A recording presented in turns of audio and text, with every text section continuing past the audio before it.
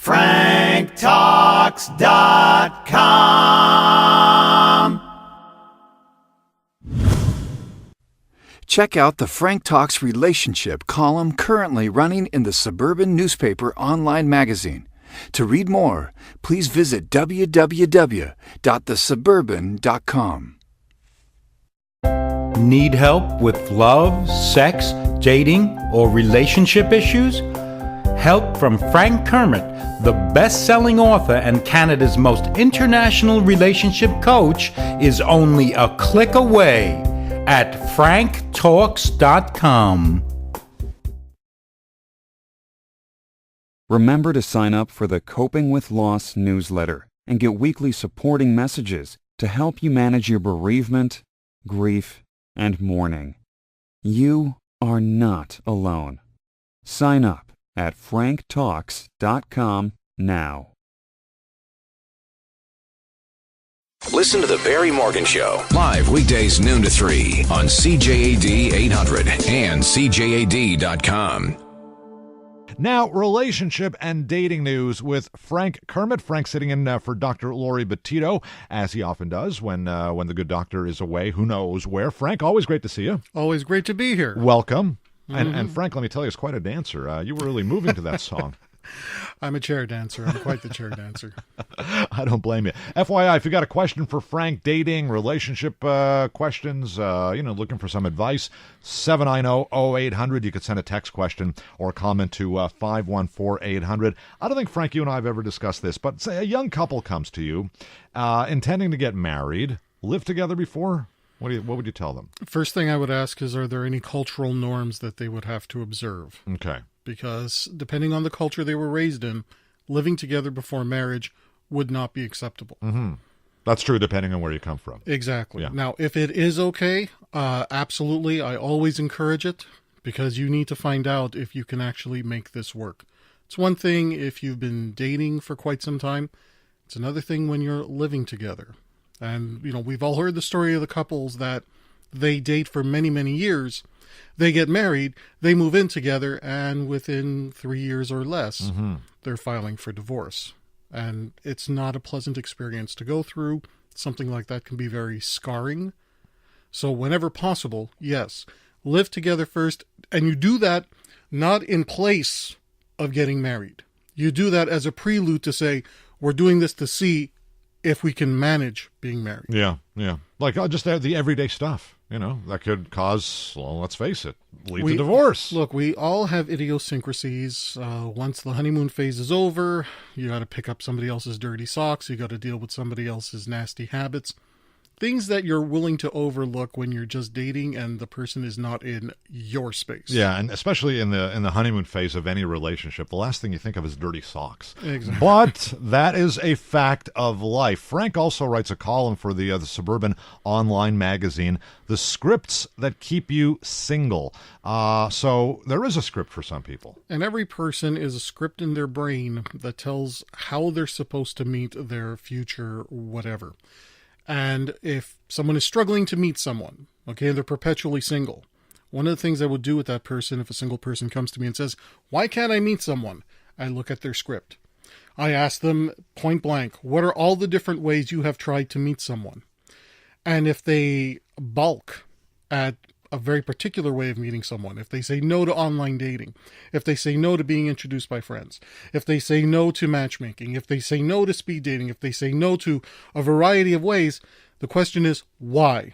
Why would you block that? And how would you meet somebody if you block all those avenues? In a lot of cases, most people would say something like, I want to meet them through serendipity. I want to meet them through happenstance. We want to meet through a friend. And the fact is, if all of your friends have already hooked up, married, started serious long-term relationships, they don't tend to be hanging out with other single individuals. And if your friends are not able to introduce you, and look, when we do an assessment here, when I'm sitting down with a client and doing an assessment, sometimes it turns out that their friends don't want to introduce them to anyone. Oh, yeah. They don't want the responsibility. They don't want to be in a position to say, well, I set you up and it didn't work out and now there's bad feelings all around. They're going to blame you or... A lot of friends don't do that. In some cases, the friends will say things like, that person you wanted to meet through me, well, that person's out of your league. The couples that you deal with, how do they meet? Is it online mainly these days, or is it through friends? You know what? Because serendipity, staring across the metro platform, the woman across the way or the guy across the way, depending on where you're coming from, it doesn't happen all that often. And you also have to have the courage to be willing to approach and be approached. And if somebody comes up to you and says, hey, look, I saw you from over there, I want to take you out for coffee. Not everybody is open to being approached that way. No matter how gentlemanly it is, no matter how nice it is, some people don't want to be approached. They feel too afraid to be approached. So the question is, how do you meet someone? And I'm telling you now, it's a huge variety. A lot of people are meeting online, don't want to admit it. Still. There is still this stigma of, well, we met online, and they'll make it, they'll find a way to present it as, well, we met through friends, we met through, we showed up at the same coffee shop, but they won't tell anybody that they agreed online to meet at that coffee shop. Yeah. Still, I wonder why, though. Like I've mentioned a number of times, my wife and I met through a dating website, I think that, and I can understand 15 years ago, 20 years ago. Think about that script. When was that script implanted? That script was implanted before all this technology became available. That's true. Younger people today, a lot of them are meeting online, but they're so used to it that it's part of their script that meeting people online is just an accepted norm. So when you're dealing with older people and meeting online wasn't part of their original script, there's a lot of angst with having to admit that. And that's fair, but boy, you talk about really denying yourself a real opportunity in terms of, meeting so many different kinds of people. And no, it doesn't always work out, and it certainly doesn't work out necessarily just like that. It's like anything else dating-wise. It's just another way, another tool you can use to maybe just increase your odds of meeting somebody. Look, if someone is perpetually single, chances are they've probably had some bad experiences in dating. And that's what they associate with meeting people in general. Now you want to throw in a brand new way to meet somebody? Yeah. Why? So I can go through all of this again in a whole new medium? Well, these are people who probably are looking for ways to avoid meeting people. And they use the new technologies and new mediums as an excuse. We're talking dating. We're talking relationships with relationship coach Frank Kermit in for Dr. Laurie. Coming up to 2:20 CJAD time and a few more minutes with Frank Kermit. Frank is a relationship and dating coach, and he's sitting in for Dr. Laurie Bettito this afternoon, the host of Passion. Passion is on, as usual, this week between 10 and 11 o'clock in the evening. And Frank, we were talking earlier about like dating online and stuff like that, and you made a reference to Out of Your League, right? Just to recap, because somebody sent a text, I just want to make sure we have the right context here. Okay, the context is you have a friend and you say to your friend, hey, can you introduce me to your friend that I want to meet? Yeah. And your friend says to you, sorry, but that person's out of your league. What they're really saying is, as great a person as you are, I don't want to introduce you because I'm pretty sure that person would reject you. And this person sent this text exactly what is meant by out of your league, and how do you make this judgment? Usually when someone starts to define you as being out of anybody's league, they're not your friend. Okay? That's how you have to remember it. Because a real friend wants you to find love. A real friend will give you every opportunity to prove yourself. And if a person is saying, I don't want to introduce you because, sorry, whether it's a guy or a girl, you're out of that person's league, they're basically saying, I'm not even going to help you get your shot. Because you're not good enough. Because you're not good enough. Yeah, well, if I'm not good enough to be introduced, maybe you're not good enough a friend for me. That's kind of like the script thing we were talking about before. You have expectations, but you never know who's going to hit it off. Exactly. You have honestly, like, I'm sure you've seen cases or you've heard stories. Wow, those two are together. They're from such different backgrounds, and you never thought they'd have anything in common. And before you know it, they're married 20 years with 3 kids. You know what? One of the biggest obstacles that singles have is that they worry way too much what other people think. And it stops them from dating people. It stops them from having the life they want. All right, fair enough. This is from the dailymail.co. In the year and a half they've been married, Andrew and Erica Holloway have never argued. They have no secrets. They're more in love today than the moment they met. Yet this couple, and they're both 30, have never consummated their marriage, and Erica admits she has no intention of ever doing so. She's still a virgin and tells the Daily Mail online the very idea of making love to her husband is a complete turn-off rather than a turn-on, which makes you wonder, of course, well, why did she get married, and why did he marry her as well? Okay, let's start off by explaining this. Erica, the woman in the story, is asexual. She has the capacity to feel love. She has the capacity to connect. but sex just doesn't have anything for her. A small percentage of the population are asexual. It can take on the forms of being repulsed by sex or just having no feelings about sex in general. Some people who are asexual have actually gone through having the process of having sex. Doesn't do anything for them. In many cases, they do it to make their partner happy. They see it as a form of exercise, but there's nothing in it for them, per se. With that said, when two people come together, look, if sex is just not that important for a particular couple, or they find a way to work around it, they're going to marry for love. And I think that's what this couple did. I think they married for love, and they understood, look, the sex thing, it's just not something for us. They've arranged it so that he can get his sexual needs met outside of that main relationship. So they're not a monogamous couple. Yeah. They would fall into a category of non-monogamy. And I got to tell you, this is a growing trend. The idea that a couple that works really well together as a long-term successful relationship are finding alternative ways to meet certain sexual needs that cannot be met within the couple. And that doesn't mean that they're a couple that is doomed, doesn't mean that they're going to fail, just different. She encourages this, right? Very much so, because her attitude is that she wants to be with her husband. She wishes that she could be with her husband, but she simply can't. It's just not something that she has the capacity to do. But she doesn't want him to go without. So apparently, according to the article, he's been with 10 women. Some of them are escorts. Some of them are women he's met on the internet. Yeah. And right now, they're looking for a third partner to join their marriage so he can have a live-in lover. And again, this is a growing trend. I do see it. I don't see it every day, but I do see enough of it where couples are saying, I'm open to some sort of a structuring of a 3-party relationship, a 4-party relationship. Where it gets difficult is the question of children. Who do you have kids with? Is the person coming in wanting children, not wanting children? This particular couple, they both walked into this marriage not wanting children, so that actually does make it easier. But when you involve children into this, in some cases, it may even become illegal. Because you might be, at least the fear is, you're going to be exposing children to something that they wouldn't necessarily, that might be detrimental to them. And this is the hypocrisy of society. Somebody texted, wouldn't it be better off just to be friends? And that's not an unreasonable text, right? If you're in love with your friend, is it enough just to be friends?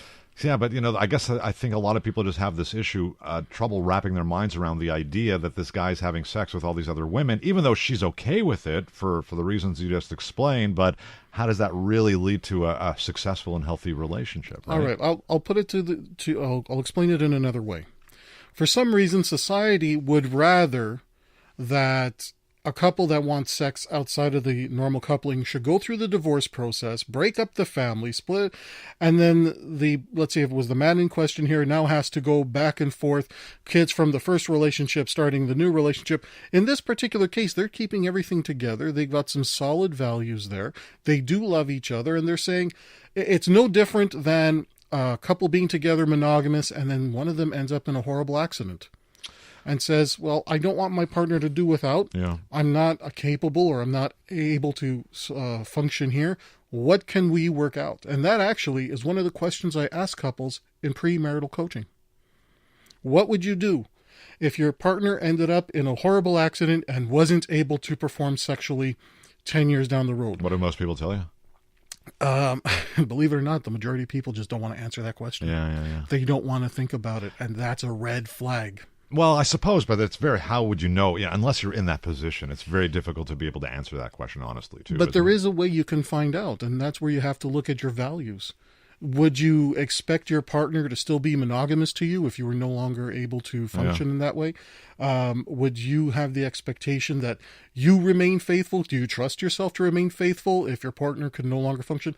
You'd be amazed all of the conversations that come up from this. HuffPost decided to get some advice from some of their readers on what they believe couples should do together regularly to make their relationship last. And there's some pretty common sense ones. Nevertheless, number 1, travel together. I actually believe in this. I think couples should be traveling together only because I hear so many stories of couples who traveled apart, and one thing led to another when somebody was away.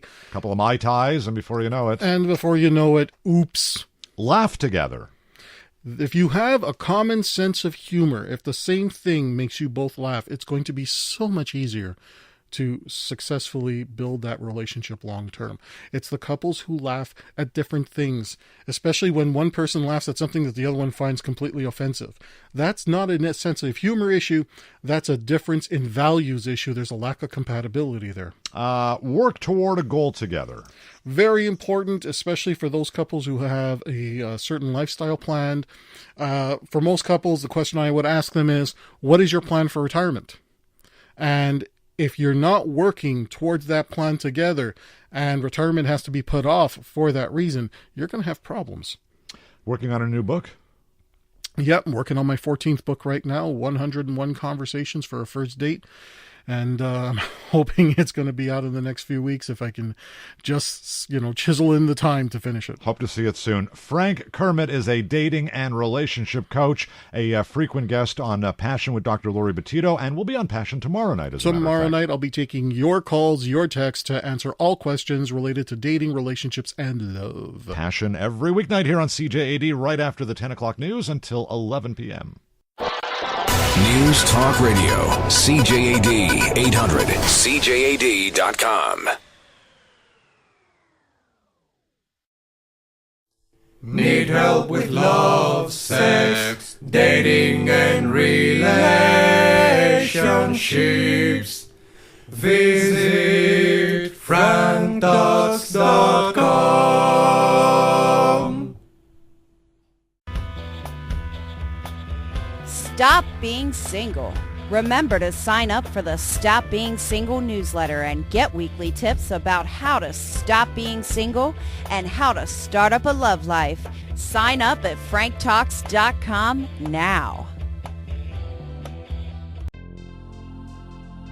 Need help with love, sex, dating, and relationship issues?